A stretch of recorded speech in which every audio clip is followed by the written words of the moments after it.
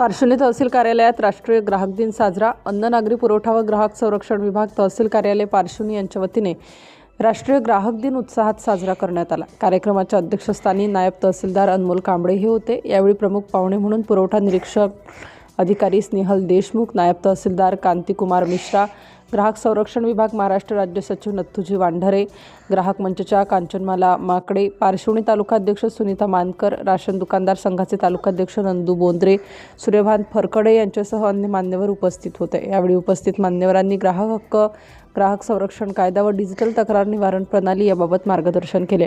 कार्यक्रमाचे सूत्रसंचालन राजेंद्र उबाळे यांनी केले. राष्ट्रीय ग्राहक दिन दरवर्षी 24 डिसेंबर रोजी साजरा केला जातो. 1986 मध्ये याच दिवशी ग्राहक संरक्षण कायद्याला राष्ट्रपतींची मंजुरी मिळाली होती.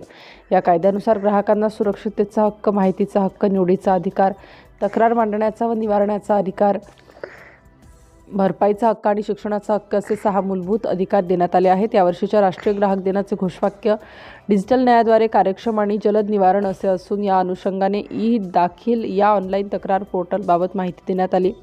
ई दाखील प्रणालीमुळे ग्राहकांना घरबसल्या कागदविरहित पद्धतीने तक्रार नोंदवता येते, तसेच व्हिडिओ कॉन्फरन्सिंगद्वारे सुनावणी करण्यात येते अशी माहिती यावेळी देण्यात आली. ग्राहकांनी आपल्या हक्कांविषयी जागरूक राहावे व डिजिटल माध्यमांचा प्रभावी वापर करावा असे आवाहन यावेळी करण्यात आले.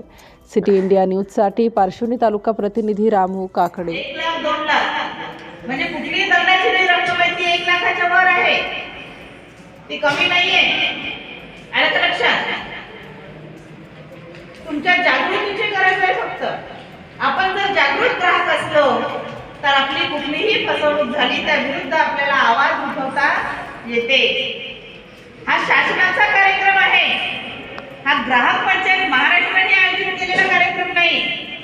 शासनाला कक्ष अधिकाऱ्याचं महाराष्ट्र शासनाचं पत्र आहे की राष्ट्रीय ग्राहक दिन सर्व जिल्ह्यामध्ये, सर्व तालुक्यामध्ये साजरे केले पाहिजे आणि त्याची जबाबदारी पुरवठा विभागाकडे असते. प्रत्येक तालुक्याच्या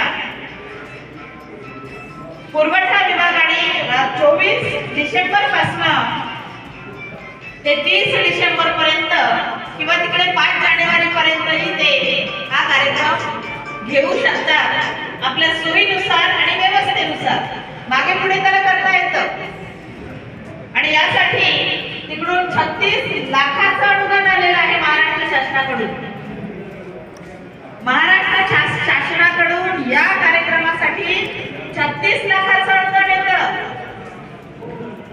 आता तुम्ही सगळे माझ्याकडे आवाजून पाहून राहिले, तुम्ही म्हणा की 36 लाख आले ना आम्हाला याचा मसत भेटला. असं नाहीये.